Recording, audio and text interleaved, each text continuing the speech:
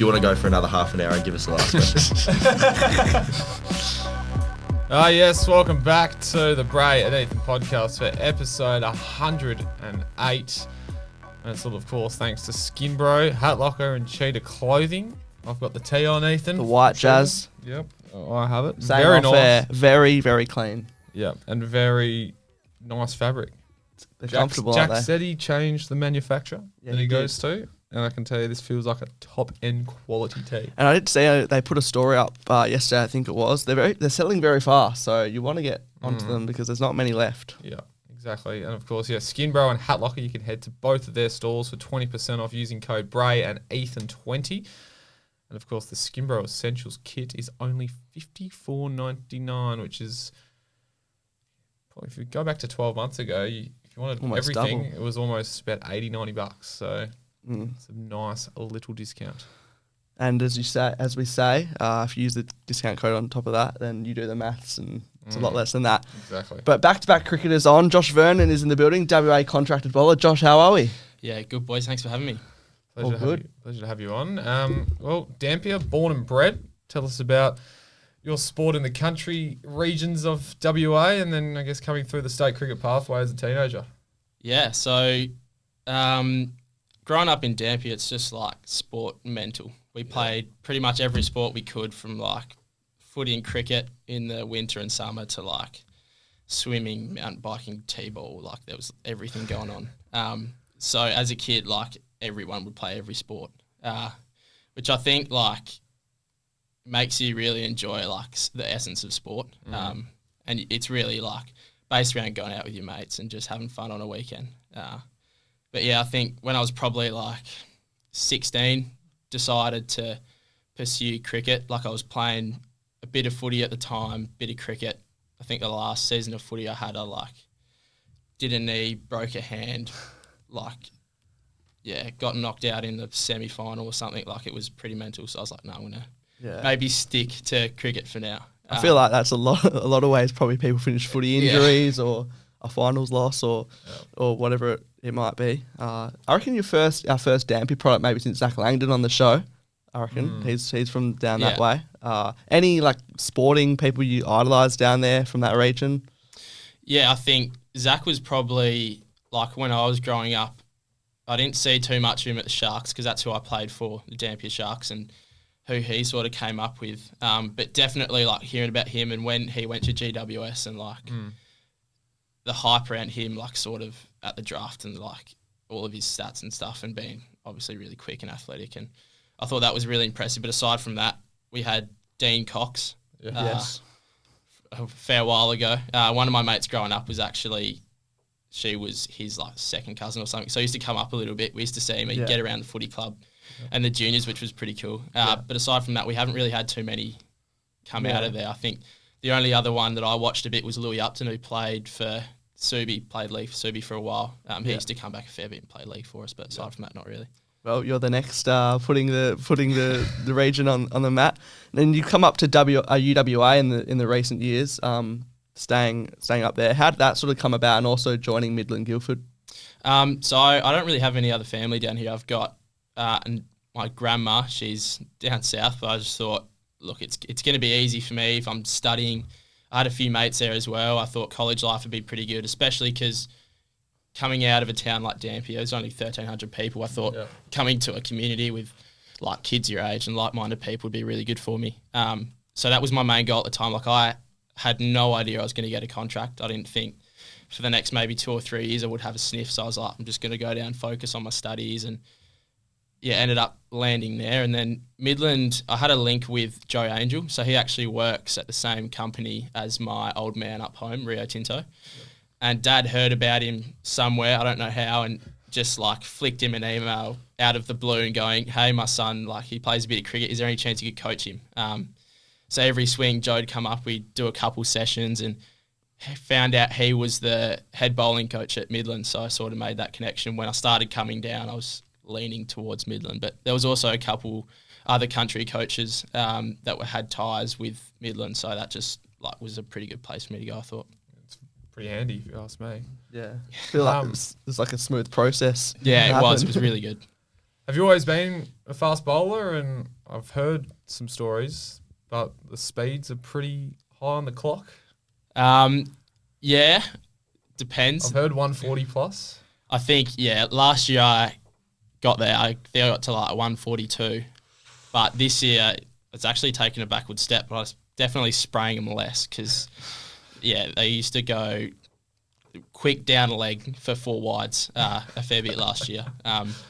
I think growing up, like, used to open the batting in juniors and then bowl. Our junior comp up home was like not well. So we used to only be able to bowl. We played T20s under lights. It was only under 14s and 16s. It was all on Astro. You could bowl 2 overs throughout the game. You faced 12 balls and you had to retire. Yeah, that was the same down here. Yeah, it was all the way through to 16. So I used to just open the batting, like swing at everything. 12 Hope balls. not to get out. Yeah, because then if was that not the same? No, it was, up but in not your up until like that long. Maybe like under 10. For T20s it was because you were limited, but once we got to like under 15s, you could that face probably up is to right. 50 balls. Yeah. it was just, it made cricket hard. Yeah. I just go open the batting and then I'd bowl my 2 overs in the first 10 and then take on the gloves and keep the last 10. Just try and get myself involved as much as possible. But I think fast bowling's always been like, I found that fun as a kid, especially in the backyard with a tape ball, like just trying to kill your mate in the backyard. That's always what I enjoyed. Well, 142. Can't say I want to face that anytime soon. I think Bray might be on the same page there. I was facing a bucket of balls in the nets last week with the bowling machine, and old friend of the podcast, Luca Vinny. Yeah. He just decided to ramp the speed up to almost 100 mile an hour. Out of nowhere, I've just had a Yorker come at the speed of light. You could not see it at all until it got to me, and I was like, holy shit, how is that like test cricket level, international cricket level? That is crazy fast. Yeah, I've never faced anything about like above 135, and I don't plan on it anytime soon either. It's crazy.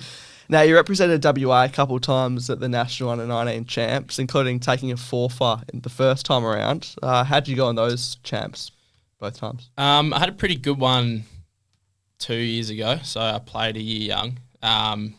Like it was in Adelaide, it was pretty flat. I normally would follow Marley first change, downwind. It was nice being able to follow him because normally we've already taken a couple wickets or like the run rate's really low, so it was a bit of a no pressure situation. I had a bit of a dry one this last champs in Albury and it was tough. The wickets were low and slow. I thought we could have gone really far both times. We lost an unlosable game 2 years ago in Adelaide. I heard about this. They're 9 and 11 put on 80 runs in 7 overs, I think. We dropped them 4 times and missed a run out. And I was like, it was just one of those games. It just happens. Like me and the Cade Povey, who was bowling from the other end, like I actually thought we bowled quite well. Like I was hitting Yorkers and I was getting flicked by the number, like left-handed number 11. I was getting flicked over fine leg for 6. And I was like, what can you do? Like I've missed by half an inch. Yeah. You just get them. So that, like, it's hard with tournament cricket when you play 6 games. Like, if you lose the wrong game, you're out. Like, with Vic Metro that time, we won 5 out of 6 games and came 5th. And I think they lost 2 in the rounds. So they would only won, like, 3 or something and came 3rd. Like, it's tough tournament cricket like that. And it was the same this time. I think we probably could have gone further than what we did. That's right.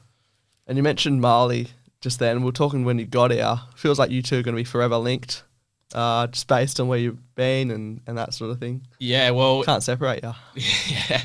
It's a bit of a weird story. Like, I think my old man mentioned it to me the other day. Like, when we were kids, sort of, he spent I think 3 or 4 years in Dampier. So he was originally born in Dunsborough and lived in Coerum up Margaret River for a while, and then moved up and spent 3 or 4 years with us. And he said, like, watching us in the backyard, like, that's just what you thought, like, was happening with every kid. And to be fair, it was. We were just, like, trying to kill each other pretty much and just loved playing cricket.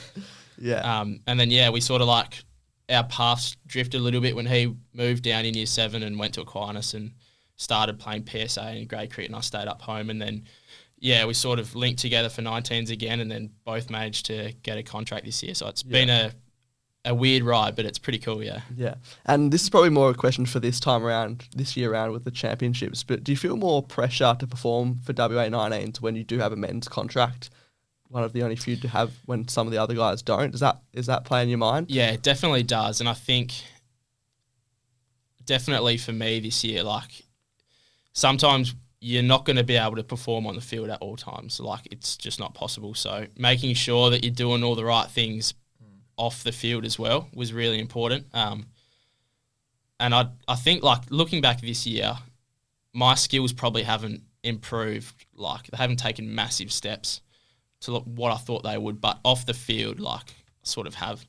So like I was saying, I had a pretty dry champs. Like I only took a few wickets, I think. And Marley had a pretty good one, but it was like good to see that we could try and influence things off the field with like recovery and doing the right things. And we're really lucky. Our WA group like are very experienced. Most of us were underages from last year, and then we've got blokes that have been like Kai or went over to the East Coast in the pre-season with our men's squad for a few training camps. Obviously, Corey Wosley's involved in those 19s. Like we had an experienced group that was good anyways. Yeah. That's sort of almost unheard of in a way, playing like underage championships while being signed to the like professional outfit, I guess.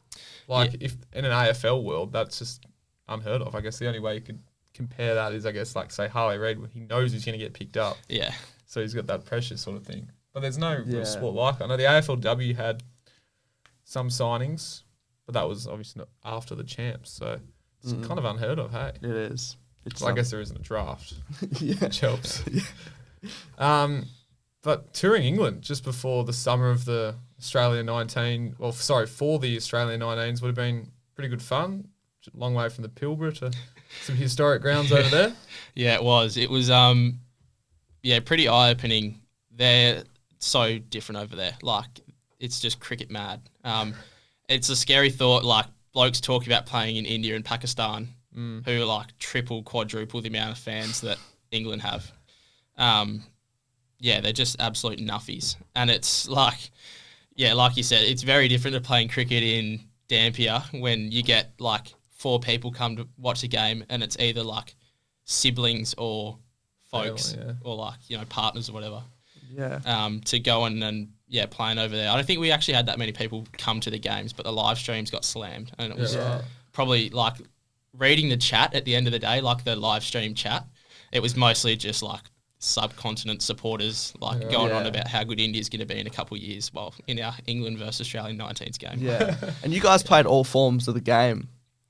Or tests and... Yeah, we missed the T20s in England. We played one when they came over. Yeah. We played the 2 4-dayers and 5 ODIs over there. So it was pretty packed in a couple warm-up games. Like, it was a good tour. So what grounds did you guys play at? Our practice games we started in Leicester, so that's where we went first, and it was a bit of an eye-opening experience to England. Like, we walked into the first hotel and we had this, like, stereotypical Brexit, like, geezer. Like, he's, like, come in the and... The key word there is geezer. Geezer. He was like... That is the biggest pommy sort of word ever. Yeah. We, like, walked into the hotel and they were under renos in the lobby. Yeah. And we were all trying to get through the elevators and he's come down with his, like, missus and kid, and he must have been like 24, 25, 5'2" max. And he's like, we're obviously cricketers, like the fast bowlers are all standing together and we're all like tall enough. Yeah. And he's like, he absolutely went off at us. He was talking about how he was going to like wet us because we weren't making any room. He was like, the missus came back yelling at us. We're like, wow, like this cannot be England. But that was just Leicester. Yeah. So we found out Leicester's probably not the nicest part. But we started there. Then we went down to Beckenham, which is like South London, Kent. It was actually cool because we got to spend a day in London, which was like we did all the touristy stuff. And then we played a few games in Sussex, Brighton on the south coast. That was like the nicest part, and that was actually really nice down there. That's nice. On the Pebble Beach, like it was also a fair bit warmer, really flat ground, small ground, which sucked. And then we went up to Worcester, which was like older. There's big cathedral next to the ground. The ground's actually underwater in the winter. Like the river there floods. So the whole ground and like half the stadium is underwater. So it was a bit of a weird place to play. Was it like really dirty?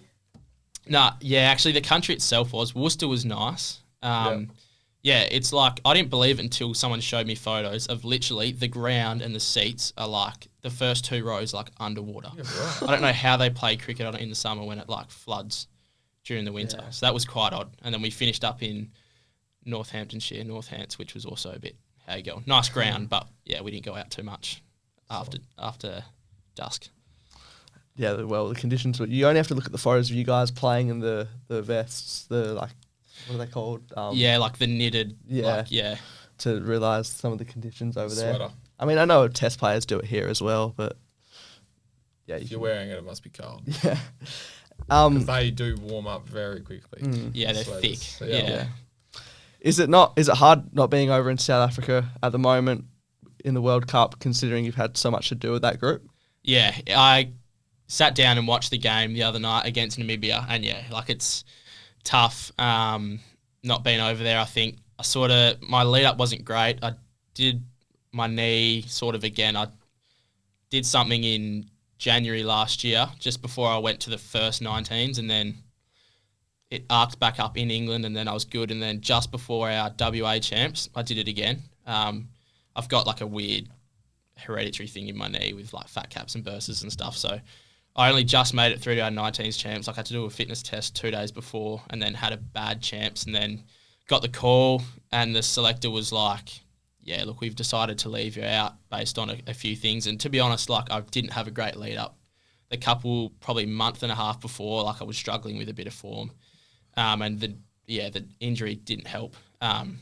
So I was like, yeah, definitely jealous, but it's also good because I hadn't really missed a bigger selection like that for a little bit, like with the last 2 Oz tours. So it's actually been really good for like my resilience, I think. And at the start, I remember when Woz and Marley left, I was like, go well, boys. Like, I'll be keeping along with it. Like, I'll be watching you. I was like, no chance I'm going to watch you. But no, I was actually really good, and I'm really excited to see how they go. I think they've got a great chance to take it really deep. There's some big raps on some of those boys. I think, is it Dixon? Yeah, Harry Dixon. I think he's like touted as just like a future superstar. Yeah, no, definitely. He's like seriously impressive. A very like Davey Warner sort of batsman. Like, will just swing at everything and connects most of the time. And I don't know if it's just because I've been paying a little bit more attention to it in the last probably 3-4 years. But is there more underage tours happening nowadays than there was, say, before COVID? Yeah, because I swear it used to just be the World Cup, and then now, like you guys are going over to England, they're coming over here and whatnot. So I swear more of it's happening. Yeah, I got really, really lucky actually, like that I fit into the bracket, because before we played the first tour when England came over, I think it had been like 4 years. Like there was obviously a World Cup in between. Like there's a World Cup every 2 years. Yeah. But the last time was when I think we sent a group to New Zealand, or New Zealand came over. Yeah, one or the other. And I think it was the year before like Tanveer Sangha. I think that was the last time there'd been like a tour that wasn't a World Cup, and we managed to get 2, which was pretty cool. But then like there's blokes like Joel Davies, Will Saltzman, Liam Blackford, who got to play against England the first time but missed out on a World Cup. Like unfortunate like that, I guess. Yeah, it is. Pretty lucky. The men's WA contract, what was the initial emotion when you found that out, and did you see it coming? Was there any hints, or I had absolutely no idea. Like I didn't think I was going to get one for another 2 or 3 years. Like I didn't even think I was going to have a sniff for a couple of years. I remember I was like, that day I was actually making my resume on my laptop, and I was like scouting out all the coffee places and like bars and stuff I could apply to around college. And I like saw my phone ring, didn't recognise the number because I hadn't met Cade Harvey, who's our list manager. Like I'd never met him or talked to him, and then saw the message, and I was like, took a few minutes. I didn't want to like call him back straight away. Like just after he'd flicked me a message, I was like, don't get your hopes up there. And like, it's not going to happen. He's just going to ask, how your series was and stuff. And it actually took him ages on the call to tell me. Like there was a lot of fluff and like chat that was just useless. And he said, at the end, he pretty much said, yeah, don't bother. Like, you can pretty much delete your resume now if you want because we can give you a contract. And I was like, yeah, right. I thought there was no chance. I thought there was at least 7 or 8 other blokes in front of me, like, that were pushing for one. So, yeah, it's been a wild ride from that, like, learning about professional cricket, like, coming from a place like Dampier where you rock up half an hour before the game. Yeah. The toss is being done as you rock up. Yeah, pretty much. Like, there's no warm-ups to, like, being a professional athlete. It's been, it's flipped on its head, but it's really exciting and something I really enjoy is being able to develop like that. Did they announce that? Like, how long before did they announce that to you before they, like, made it public? It's a great question. I think I knew, like, mid-April. Yeah. And then I actually signed the contract on my 18th birthday, which is pretty cool. It was when they got me to come in so that was like early May. Yeah. And then I think the squad like announcement came out probably a month later. So I heard from Marley. He sent me a text like, because I didn't know that he got one either. He's like, oh, I heard whispers like you got one as well. And I was like, yeah, so it was pretty cool for that. But I had to keep it under wraps. Yeah, I was going to say, you probably wouldn't be able to tell like people other than your family maybe. Yeah, like I told my family. I had a couple people in the room when it actually happened. And I was like, had on speakers, like just in case. Yeah. Someone else can like hear this conversation. So my best mate was in there, so he knew. But aside from that, it was like my immediate family. I had my now agent, Nick Allen, he found out about it. So in that month between when I'd signed and when it come out, like he was sort of, like I hadn't signed with him yet, but we were working through that sort of thing. So there was literally probably like 5 or 6 people that knew, which was, pretty cool. Unfortunately, you still don't have a photo on the Wacker website under the men's squad. Yeah, it's poor. Miss Media Day, I think, me and Marlon. You missed it, okay. But yeah, how's it been training though, being up close with some of the best players in the country every day, and even in the Scorchers Academy, have you tried to sort of learn off anyone specifically? Oh yeah, like everyone's got little like nuggets of wisdom, which is amazing. That's something I've taken upon myself this year, is just to be really curious and ask questions. There's a few blokes that are really good. I think Corey Roccaccioli is one of them. Like he's regularly like sits in with me, like asks to go out for a coffee or something and make sure that I'm ticking along. But all of the quicks, the WAC is pretty good in our pre-season. When we'd have our net sessions, they'd normally pair like some of the younger guys with some of the older guys. So you got 2 people bowling in a net, like it'd be me and AJ or Dorf or something, like so that we can actually sit there and ask them questions and, how do you do this? And that's especially important with the Scorchers Academy stuff. Whenever we were lucky enough to have someone from the main squad come back, like we had Liam Haskett trained with us for a while. Matt Kelly was with us quite a bit. So that white ball side is like so experimental nowadays. Like there's always new things happening, people doing new things, playing tricks. Like it's really important for us to stay ahead of the game. I guess like we've been fortunate with the Scorchers that our bowling attack's really good. And we've got a lot of Australian reps because of that. Like we're staying ahead of the game. It's really important for us coming through that we can try and do that as well. So yeah, they've been awesome, like just asking questions. And I've never had someone say no, like, no, I won't meet up for coffee, or no, I'm not going to tell you, like, this is how I go about my business, which is awesome. Like great culture in the group. Yeah. So you haven't felt like there was no point you felt like you didn't belong or anything, like everyone's been pretty welcoming. Cause like I'd imagine as a young player, like you got, as I said, some of the best players in the country. Some people might, when they're first there, be like, I don't belong here, or be a bit uncomfortable, but it sounds like they're just normal blokes. Yeah. And I guess something here about like footy stories and draft stories, like I was worried for that, especially because I played like half a season of first grade cricket. Like no one really knew me, but they were really good. I think the first month, maybe I felt like that, but that was just intrinsic. Like that was just myself. That wasn't backed by anyone else. Yeah. The group was so welcoming. It was really, really good to like be able to fit in straight away. Now that you're a professional cricketer, what's your day-to-day schedule look like? Or I guess away from cricket, in cricket, but I guess you live and breathe it now. Yeah, it sort of depends. Like pre-seasons, you probably got more contact hours in the pre-season because you always got a gym or... And contact hours is hours at the club. Yeah, like at the Wacker or at training. At the Wacker, I mean, yeah, so like you've got a gym probably 3 or 4 times a week. Then you've got to, once the right time comes around, start doing some low load bowling. We do a fair bit of running, fielding stuff throughout the preseason, and then in season it depends. Like with if our main squad's away, our training will look a bit different to when they're back, and there's a full squad that you can train with.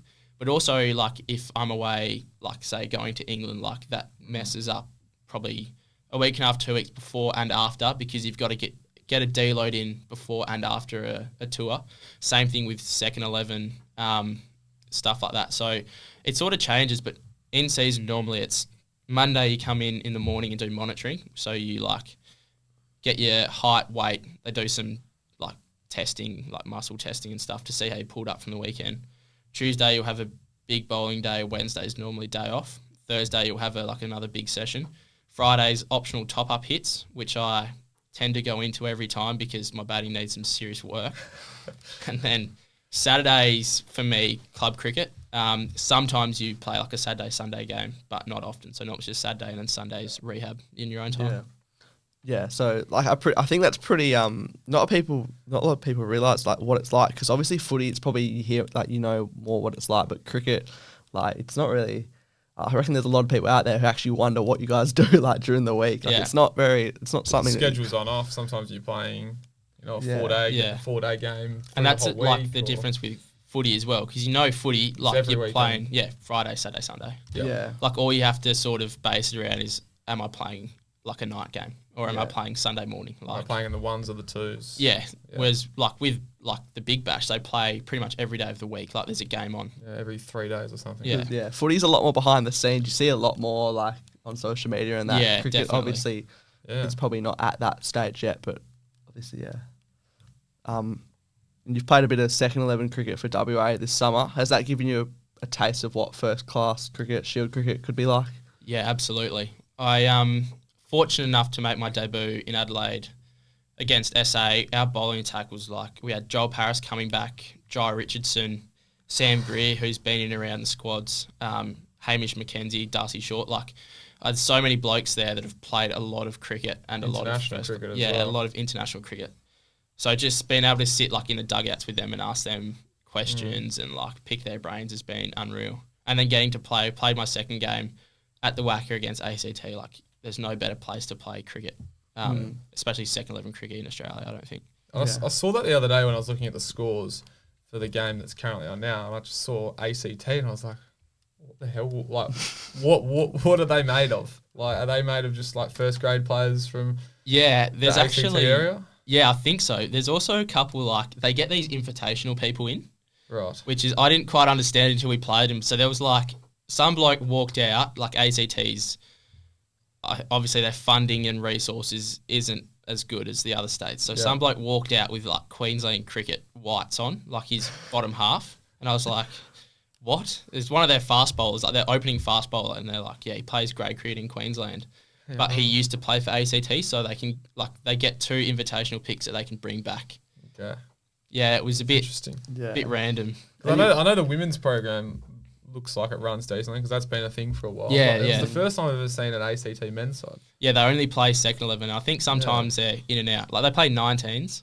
Yeah. A couple of years ago, they didn't have a 19 side. They just played as New South Country, like they mixed in. Sometimes they do that as well. And we were saying off air before that second 11 cricket, it's a bit all over the place. It's not actually like a competition. You were saying when you played, I think you said Henry Thornton just left like mid-game and that sort of thing, and you can play, 48 players technically in the same game? I think theoretically, like, because blokes have state like priorities, a couple blokes had to come and go that first game. So I think theoretically you could play 48. Like you could pretty much play a different side. Every day. Yeah. And I was saying like WA's only got 4 games, whereas every other state's got 6. So I can't understand how they'd make like a genuine ladder and series out of that when we're playing 2 Well, if you games. go on the My Cricket app, I went in the standings section the other day and it just came up with saying no data available. Yeah. So like there's absolutely no ladder. It's just it's just for form and guys to prove themselves. Yeah, like come back through especially coming out of injury and stuff as well. Yeah.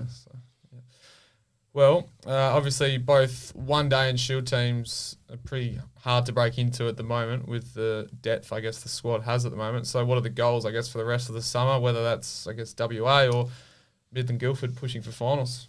Yeah, I think my main goal is to just like a baseline, get my body through the rest of the year. It's been a massive difference for me. I've found like from playing cricket in the Pilbara, a little bit at Midland to like being a professional athlete, like the toll that has on your body and your mind as well.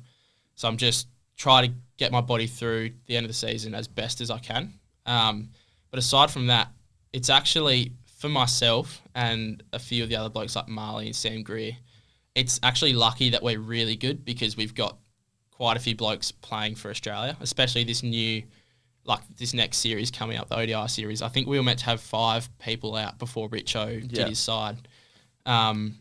So that actually gives us good opportunity to get in around the squad and, you know, feel like you're pushing selection. Even if you're not, it's always nice to like feel like you're pushing for something. You might be further away, you think you might be closer than you think, you never know. And it only takes like someone to have a niggle or someone to have COVID or be sick to like get called up to a squad. Yeah. So yeah, I'm just like trying to let that sort of take care of itself or focus on my body and how I'm training and stuff. And if that happens, it happens. If it doesn't, it doesn't. Like, I'm pretty lucky with that. But aside from Midland, we just got knocked out of the one-day final opportunities last week. Yeah, okay. But we're in a good spot for 2-day finals. So that's sort of what we're pushing for now. Yeah. And I'm assuming you played in the T20 flag? I actually didn't. Me and another kid, Jordan Rhodes, were at our 19s nationals when that happened. Okay. So we played the 2 finals, like the semi-finals. Yeah, the semi and the one before the qualifier or whatever. And yeah, like Jordan actually sort of saved us. Like if we didn't have him, we would not have been playing finals. And then he had to come to WA stuff. So we were like stayed up all night because of the time difference. Like it's under lights at the Wacker. It was 6 o'clock start, I think. It was something like that. We had a game the next day, me and Jordan, when we were both playing. And we like sitting there at 9 o'clock, like the first ball's bowled, we're like, oh no, this is going to take a while. But we started the whole, like we watched. Yeah. So it was really exciting to see that and gave us a fair bit of fire as well, especially like going through the group chat and seeing all the messages and stuff from like ex-players and like that was really cool and a big thing for our club as well. Yeah. And that Willerton side that played was a pretty decent side as well. You know, got 2, well, what I thought, got 2 Big Bash players who are in some decent form this Big Bash, Bancroft and Short, and you guys knocked them over, which was pretty impressive. Yeah. I know you weren't there, but it's pretty impressive. So it's just crazy how much cricket there is, eh? Like, Yeah, it's non-stop. like obviously the Scorchers ended. There's probably no time to like really dwell. Like you got a lot of guys that playing 2 days later. Like Sam Fanning, for example, makes his debut for the Scorchers. On the Monday, he's playing at Scotch. Like it's just crazy. Yeah. Like it's probably good. Like obviously helps you if you lose, you move on and like constantly have because you cricket to guys focus on. would especially you being a professional player, and there's not a heap of second 11 games. You're probably training more than you are playing at the moment. Like, Yeah, definitely. You're playing 1, maybe 2 days a week at the moment. Yeah. And our 2 days, like for club, are split over 2 weekends most of the time anyway. So All right, well, I think it might be time for the Instagram Q&As. Yep. We'll start off with Luke. I'm assuming it's Filson. It's spelled PH1LL1SON. And he just says Northern Camps, ? yeah, so I think that was like the second cricket camp I ever had. So the way you go through country cricket is you start at Country Week, where all of the different regions come to Perth in January. And like I think there's like 3 or 4 grades and I play cricket, and then you're scouted from there. And the first one I ever made, like the next step was a camp in Northam. And I think there was like 40 blokes that went to it. And I always say like my favourite trips I've ever done have been those country ones. Like even after I've been fortunate enough to go like internationally and like with second 11, like honestly, under 16s country week and like those like country pathway ones have been my favourite because it's purely like just your mates from the country playing cricket. So yeah, they were awesome. I really loved. It'd be a bit of a laid back environment as well. Like, you know, going to England, that's a bit of a professional environment. So this is just like, you know, more laid back, have some fun. Yeah, it was really good. I'd never really played on turf as well until that point, and all these carnivals were on turf, and I was like, you just froth at the mouth coming into it. It was pretty cool. Max Bittner, ask him how much he enjoyed his 50 celebration last round. Yeah, got to raise the bat for the first time in. All the hard work on those optional Fridays. Yeah, that's true. Yeah, exactly right. I think the first time in like 3 years. I don't really get much opportunity with the stick anymore, and I was coming back in the twos from like injury, and got to bat with me and Max put on like 120 or something. On that day, it was like 45 at like in the middle. Wow, it's hot. Yeah, so yeah, I'm fortunate to have my family down, so gave one to the boys and then gave one to the family because I often had to come see it. So yeah, a bit of carry on, that's right. Cooper C. Deering, I believe it is. Who's the hardest batsman to bowl to at Bunbury Grammar School? I'd have to say that Cooper C. Deering bloke, he goes all right.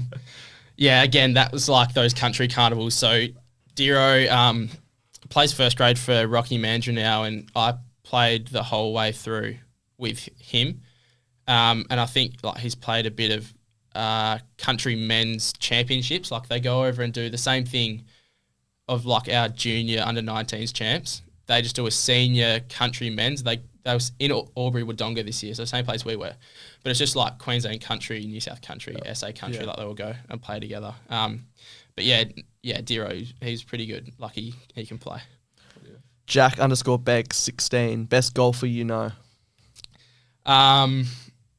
That's actually a tough question. If I'm giving you my honest answer, it's probably my old man, and I hate to say that because it gets really competitive. And especially lately, I suck, and he's all over me. But it's like a massive part of cricket culture I've sort of discovered. Like I played up home for maybe a year, and I was just like play golf to play golf. And I came down, I was like, everyone plays golf. And it's like for a while there, it was good to get your mind off cricket. And then I sort of like played for probably 3 years. I started to get all right, and it stopped going from just going out and hitting a ball to like actually trying to go low and keep cutting on my handicap. So then it just got more stressful. So I'm in a bit of a love-hate relationship with golf at the moment. That's the way that sport is. Yeah. I guess you see every batsman that gets injured these days in professional cricket environments. It's all golf related, which is nuts.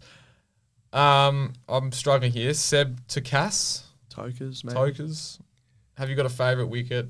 Someone you got out which major week?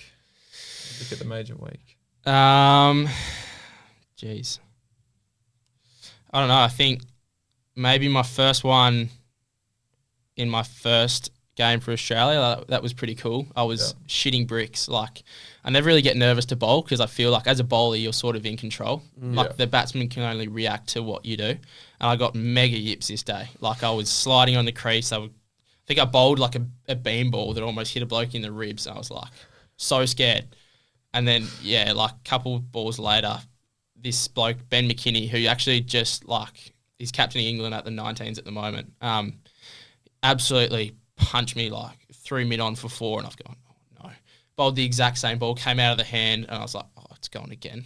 Like, it's going to be like a 12 run over. And he just nicked off and, had a bit of a tough selly with that one. Down the wicket. Probably didn't deserve it, but it's all right. Max Barnett 09, what was school like? Yeah, actually, it's a good question because I sort of was tossing up between coming down to a school in Perth for a while. My old man boarded as well. He was originally from Quairading, like out near Northam, and he wasn't a massive fan of it, I don't think. So I was sort of tossed up whether or not I wanted to come down, and we sort of decided as a fast bowler, you generally like put yourself together a bit later, like mature a bit later. And I absolutely love the lifestyle in Dampier, like fishing, diving, like all that stuff. I used to pretty much any chance I could, I was going out like fishing or diving with mates. And I thought, like, while I have the opportunity to still be here and go to school here, like, why would I not? Especially when I know, like, I'm probably not going to develop for a while anyways. My body's not there. Yeah. So I decided to stay and do school at St. Luke's College in Karratha, and I really enjoyed it. Speaking of Karratha, Josh _JH7X, Karratha Cats or Dampier Sharks? Yeah, that's a very, very easy answer. Dampier Sharks. Triple double last year. We beat the Cats 3 times in a row. Thanks for coming. Jeez. What a weird name, the Cats with a K. Yeah, with a K, Karratha. Yeah. So that says everything you need to know about them. I'm assuming. I'm assuming that's the same name for like the whole club, all sports. Yeah, they've got a Crafa Cats cricket team, which they might have. Oh no, they didn't fold. They almost folded. Dampier would be the same for all sports. Yeah, no, actually, Sharks. the cricket team's the Dampier Taverners, who I started playing with, but I Taverners. left after a couple years. Okay. But it's Sharkers all the way. Your agent, Nick Allen, has he improved his golf since I wiped the floor with him? Yeah, that was a rough day. That was actually really bad. We played at Seaview. It was the first time I played with him, and I was like, I haven't picked up the clubs in like 3 months. And I think I was actually playing off like 11 or 12 at the time. Not bad. But it had been a while. And from then, the handicap has absolutely skyrocketed. Like, it's gone up rapid. I was quite nervous because I didn't really know him too well then. And I was like, oh, he plays golf. Like, he's probably really good. And then, we actually ended up, we were a bit closer than wiping the floor, I think. But, I think he got me in the end. How is Seaview to play? I've never played there. Always wanted to. Yeah, it's nice. It's just like a 9-hole stretch. It's also pretty close. Like, I guess It's short, isn't it? Yeah, it is pretty short. And normally Difficult with the wind? early mornings, no. But, Afternoon it would be. the sea breeze, there's this hole, I think it's probably maybe 6. And it's like goes down the stretch like next to the road, like say you're driving from like Swanbourne to Cott. I don't know what that road's called. Yeah. And it's like my power fade / slice right is like so dangerous. But you got the like doctor coming in, pushing my ball back towards the fairway, which is massive help because I'm sure like I don't know how anyone hasn't died along that road getting hit by like a golf ball in their car. Yeah, there's a couple of them around Perth. Yeah. Those roads. Joey._Kelly. What's the best thing since moving down from Perth? Have to say me. Yeah, he's my best mate. I spend a fair bit of time with Kels. He's it's actually good like that. I think having mates down here that are in cricket but understand like sporting isn't everything, especially up home. Like, there's so much sport going on. So having like I had a few good mates through cricket down here that were like, cricket's a part of your life. You're not cricket, like identifying yourself as like, I'm Josh Vernon. I'm not the cricketer. Like I've got other things. So it's really important having good mates like that are happy to go for a coffee, like go to the beach, play golf, do all that sort of thing and not just have cricket. So the group of mates that I've come down and met through cricket that understand like cricket and everything's been really good. Especially when it's your job as well. Yeah. But, be absorbed in it. All right, we'll move on to the quiz now. We've got the one par score so far for 2024. Hamish McKenzie last week with a solid 10 out of a possible 14. It was going very well early, but then I crumbled a little bit in the middle and then picked up a nice 5-pointer at the end. May have been a bit easy that last question we gave him, but that's all right. 10's basically a par score, so you take the par. Question number 1. Name how many wickets you've taken across all grades this season from 18 games. Not many. Across all grades this season. I don't know. I mean, I hope like at least 20, maybe like 22. 14. Oh, shoot. That's not well. How many? Do you know how many games I've played actually? Was that in there? From 18 Oh, games. sorry, from 18 Yeah. games. Yeah, no, that's not well. And that would be just what, Midlands and second 11? Would that be? I think so, yeah. what was Yeah, I it? don't know. That wouldn't be. Champs, maybe. Yeah, champs maybe, yeah. Yeah, I don't think it had. Maybe it did. I don't know. Maybe it didn't have the England. I don't know. No, Yeah, I think that it would only be- has, if it's an international game, it doesn't count it. So Yeah. it does everything else. Yeah. Number 2. Your highest ever score, according to MyCricket, is the same number as the amount of runs you were hit for in your best ever bowling figures. What is the number? 69. Correct. And then that was last week? Or the week before, whatever it was? No, you made 57 the other week. Yeah, I think that was 5 for 69. How many poles with the bowling? Yeah. So it's first and only fifer you've got? Yeah, I've only ever taken 2. One of them was in a warm-up game for Australia. Not official. Yeah, that one wasn't Stats. official. And Yeah. then that one was that first series, and I think I literally got that last wicket in like a 10-ball over, I think, and leaked runs as well. So We're on the board with a point. 1 from 2. Question number 3. Do you have a higher batting or bowling average over your entire play cricket career? And this would be just It's- a lot. Now, It's key actually- word is higher, not better. yeah, So, because obviously that you want as a Honest, bowler, you want it to actually bowl. honestly probably is bowling, because I think I have a lot of like batting down the order. You get a lot of not outs. Exactly. Well, bowling is correct. Correct. So Yeah. high, you're going at 20.43. Batting is 19.29. 2 from 3. Question number 4. You've batted 6 times against England's under-19s team. How many of these did you remain not out in out of 6? How many times did I remain not out? I think I want to say, oh, geez. Ran myself out like the last session of a day. Yeah. How else have I been out? LB, Plum, Golden Duck. Another LB. Left one on my pads. I want to say, out of 6, I want to say 3. Correct. Correct. Yeah, It's that good. was It's actually a half tough one. not out. Three from 4, as we've got not much time left in the studio. We'll quickly fly through. Question number 5. Your 5 for against Vic Country at the end of 2023 came off how many overs? 2022. Oh, sorry, 4 for, yeah. 2022. Oh, How many overs did you bowl? stab in the dark. Oh, 8. Correct. Correct. 4 from We're 5. on a roll. Fine. Question number 6. Number 6. Where do Midland Guildford's ones currently sit on the overall ladder? Oh, overall, I was looking at this yesterday. Overall, 5th. 4th. Four, Close. 4 from 6. Yes. Question number 7. How many catches have you taken from your 18 games this season? Yeah, another stab in the dark. From 18, Mm. I reckon it's me's, I think, like 8, 7. It's 4 apparently. Really? Yeah. Apparently. I think there's been a couple going with some wrong names there. Yeah.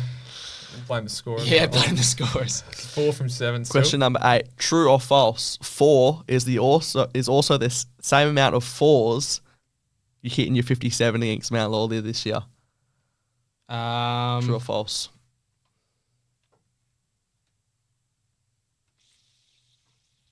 True. Correct. 5 from 8. That's actually not a lot of hard running between the wickets. 4, 4. It's a lot of threes that day between yeah. me and Max. And yeah, like I was saying before, he played on the same day. It was like so hot. It was like 45 in the middle at Lilac. It's nuts. Lilac is probably the hottest ground Yeah. in WA, or not in WA, but in the Perth metro area Yeah. when it comes to cricket grounds in heat. Question number 9.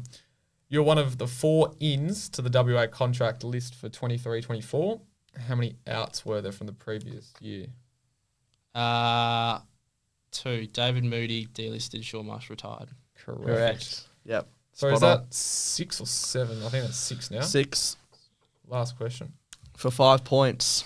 If you Negative. get it bang on, 4 points within 3, 3 points within 5, 2 points Yeah. within 7, and a point for anything outside of that. According to Play Cricket, how many teams have you played for ever? Now, taking into consideration whether it will count Australia or not, because I don't think it counts No, international. I think it might. Actually, think no, that it you get, will like, the because the badge. home games. Because It will. you can go on the Cricket Australia thing on My Cricket. I think and you're it will right. have the under 19. Yeah, it stuff does there, but actually. it won't if it's overseas. So Yeah. how many different sides ever? Wow. Ever. So we'll probably count Australia. Yeah. Yeah, it'll take me too long to count, I think. Wow, ever. Because they count every one of those country like stepping stones is like a different team. Yep. So I'm gonna say like, and then 4s, 3s, 2s, 1s. Jeez, I don't know. 14. Very close. We'll give you 2 points. Four- no, no, 3 four- points. 3 points. 4 points. What'd you say? 14. I think Yeah. so. Oh yeah, no, It's yeah, 11. it's- Yeah, Oh, it is huge. 11. Yeah. Wow, that saved me. That last one. What was it? It was 11 teams. Oh, sorry, it was 11. Yeah. I'm up to 11. Or So 10. Good guess, that would though. be how many points? I've lost count. 10, I think. I was on 6 with 4. Yeah, it would Yeah. be. Yeah, equal with Hamish. Another pass score, you'll take that. Yeah, saved me that last one. Well, of course, thanks to Skinbro, Hat Locker, and Cheetah Clothing. Of course, the links to their online stores will be found in the show notes on YouTube and Spotify yep. and everything, I assume. They will be. And of course, the discount codes as well. And if you're listening on Spotify or Apple, you can, of course, head to YouTube and vice versa. Remember to subscribe, give a 5-star rating. We've got to get out of here because we've gone a little bit over time. But Josh, thanks so much for your time. Good luck for the rest of the season and go well.